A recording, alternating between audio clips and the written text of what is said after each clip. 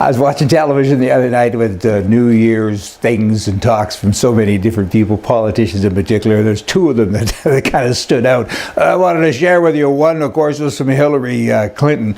And she went on, and of course, it was everybody's fault but hers. And I thought, what a witch. I just can't pronounce my B's, son of a gun. And let me go on now to Canada. And then I watched the Prime Mistake Trudeau. I meant Prime Minister Trudeau. And then he went on to say all the things about he's doing. Blah, and it just kind of makes me wild. I mean, politically right is right and left is wrong. And I mean, and there's two pillars of leftism, stupidism. I repeat myself. Now, I wanted just to share a couple of comments with you about politics, okay? Government, we get screwed out of our tax dollars. We get screwed when our money is given to giant corporations. We get screwed when our money is actually taken from us. That would be called theft from governments and given to other people who are too lazy to work. But why would they? Because they're enabled by governments. Oh boy, and these are people that are supposed to work for us. I'm kind of back to the Clinton and the Trudeau talk there, because I mean, it's not very nice stuff that goes on. The only kind of person you should trust in government is someone who doesn't trust government. I don't believe that big government solves most problems. In fact, I actually believe that big government is the problem, and we have to fix that. And the Trudeaus, the Clintons, again, I've singled them out because they're examples of what happens, okay, when you have people who are in power who think that they're entitled and they take big money. I mean, they're both extremely rich. They both have foundations. And how come they're rich? I mean, both of them were not so rich a little while ago, and all of a sudden they're really rich. Why is that? I know, back to that screwing the people. Here's a candidate of the Socialist Party of Canada, the NDP party, as it is referred to, New Democratic Party, when in fact it's old, it ain't even new. And he's registered as the only contestant in the national leadership race. But he says, I'm not committed to run, and I'm accepting donations. And he also goes on to say, but I haven't made a final decision whether to run yet or not. I'll announce my decision later in the new year, but I am registered as a candidate. Please donate money.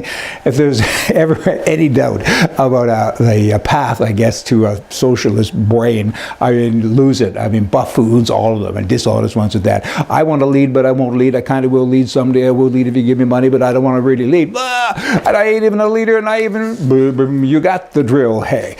Okay, left, right, liberal, conservative. Both sides occasionally agree on facts. This is actually a profound thing that's coming at you here. Sit down, this is profound. Here's one thing that they agree on, they being again the right and the left. Poverty is a problem. Because it's a problem. I think that. Left, and I'm right wing of anybody, and other people on the left think that as well. Poverty is a problem. Here's where it breaks down, though. Opinions are conflicting as to how to fix the problems. Liberals say poor folk need more government assistance, and they being the government, go out and take the money from the people who have the money and give it to the poor folk. That's their solution.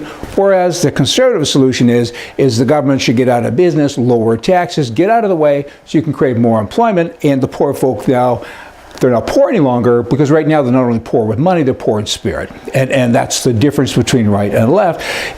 But it's impossible to reason with a left-wing person. It's totally impossible.